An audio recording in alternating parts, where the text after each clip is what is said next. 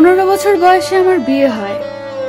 10ম শ্রেণীতে ওঠার পরেই আমার বিয়ে হয়ে যায়।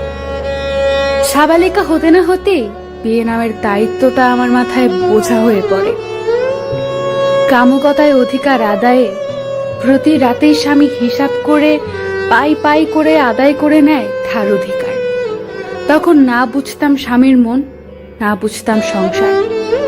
5 বছর শেষে এখন সবই বুঝতে শিখে গেছি। সংসারের কাজ, শ্বশুর শাশুড়ি এবং স্বামীর সেবা যত্ন করতে শিখে গেছি।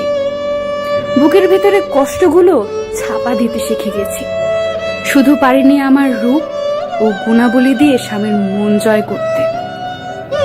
তাই জীবনে আর যাই করেন, মেয়ে হয়ে কখনো নিজের পায়ে না দাঁড়িয়ে, নিজেকে যোগ্য প্রমাণ না করে এমন কাউকে বিয়ে করবেন না যার হাতে নির্যাতনের শিকার হতে হয়।